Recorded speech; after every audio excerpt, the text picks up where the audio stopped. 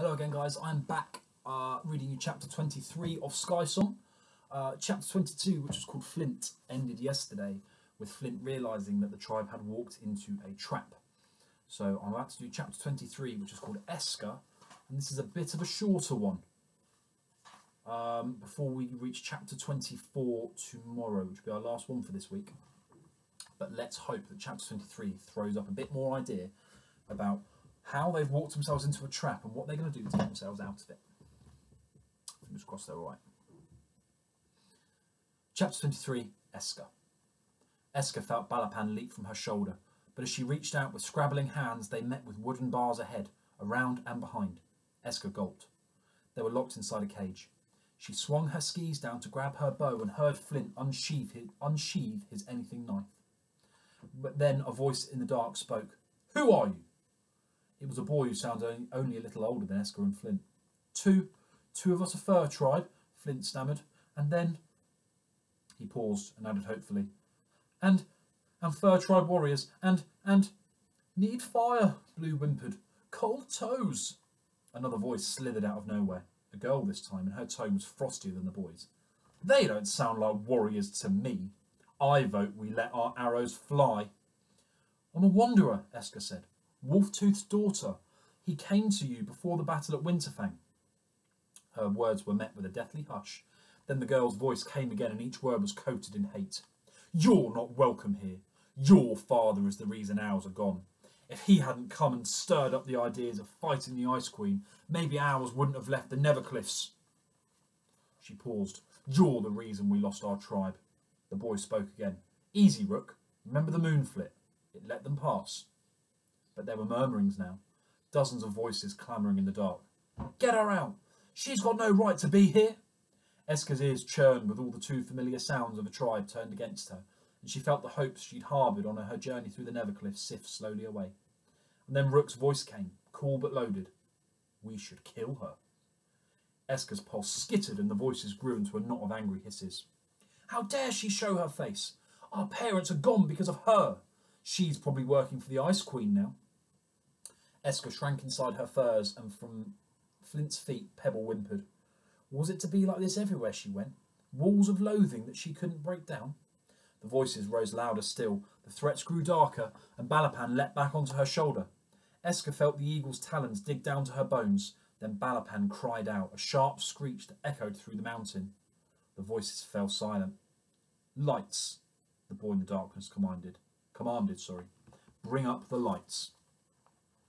A scraping sound followed of metal striking stone. Then one by one lamps emerged on rocky ledges until finally a giant atrium came into view. Enormous dream catchers studded with corks and strung with snowy owl feathers dangled from the roof, while the cavern floor was scattered with loose feathers. Red ones striped with black, white ones dashed grey, large black ones, oval downy ones and small electric blues. And there were branches too, fashioned into chairs and tables in among the feathers. It was like a giant nest. But even more extraordinary were the feather tribe themselves. The cavern walls were full of scoops and bulges, and inside every one was a large wooden bird cage like the one Esker and her friends were trapped in. But the doors to these other cages were open. Crouched within were boys and girls, all with black hair and dark skin, and clad in wolf furs, with colourful feathers splayed out in a fan over their shoulders and chests. They were armed, each with an arrow poised on a bow, and every single one was pointing at Esker and her friends. You have a golden eagle? It was the boy they'd heard speak first, and he was standing in the biggest of the bird cages, one tucked into the middle of the far wall. He climbed down the ledges, his electric blue shoulder feathers glimmering in the candlelight, before striding across the cavern floor. He stood before his prisoners, but his face was softer than Esker expected it to be. We only want to ask about the Frosthorn, she said quietly. Flint nodded. We don't mean any trouble. I had a dream that you would come, the boy said. A girl with a golden eagle asking about the songs we sing of the long-forgotten Frosthorn. Esker lowered her bow, and with Balapan still perched on her shoulder, she gripped the bars of the cage.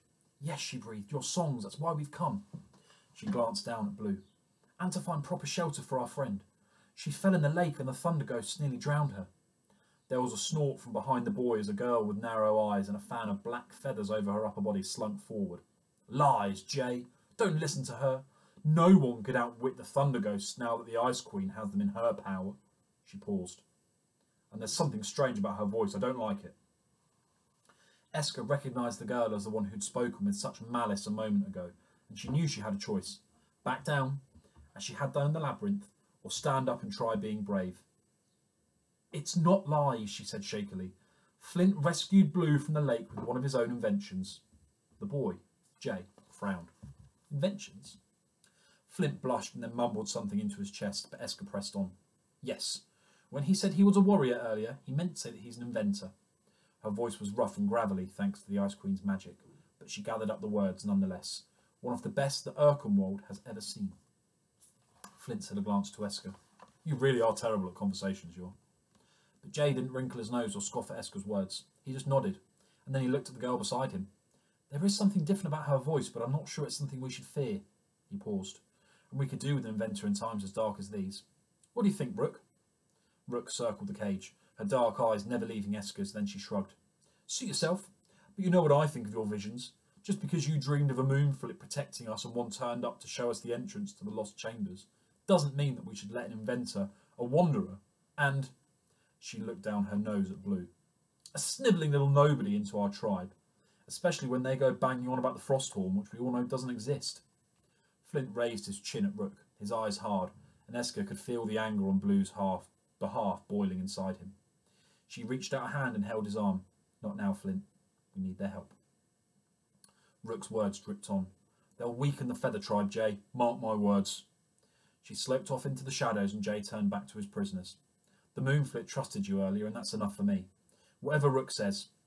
But before I tell you anything about us, I need to know how you found the lost chambers, when even the Ice Queen and her guards failed to." He paused. "Prove that you're against the Ice Queen and her dark magic." And so Flint and Esker told Jay of their escape from Winterfang, of the sleigh chase through deep roots, of Whitefur's words about the Sky Song and the Frosthorn, and finally about the Ice Spider who'd helped them find the lost chambers. Jay nodded when Esker and Flint finished speaking. "You're a true wanderer, Esker. Your bond with the Golden Eagle proves it, and I can sense the power in your voice, despite what the Ice Queen is doing to it." Balapan's talons squeezed Esker's shoulder gently, and she felt quite a sense of pride. "My parents are the chief and chieftainess of the Feather Tribe," Jay said, "and though they're locked up in Winterfang, they told me to listen to my dreams. The gift every chief of the Feather Tribe is blessed with, and I'm listening to them now." He lowered his voice and looked straight at Esker. "I want to help you." And those last 5 words cradled Esker in warmth because there was an opening now. A little space in this tribe for Esker and her friends.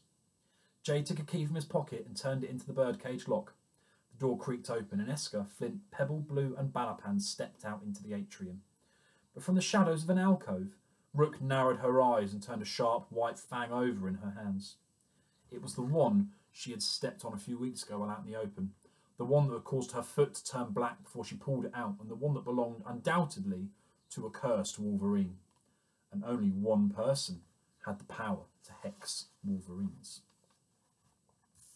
Right, guys, that is the end of chapter 23. I've got one more chapter to read you this week, which is called Flint, and that is chapter 24, which I'll be reading to you tomorrow. Hope you enjoy it.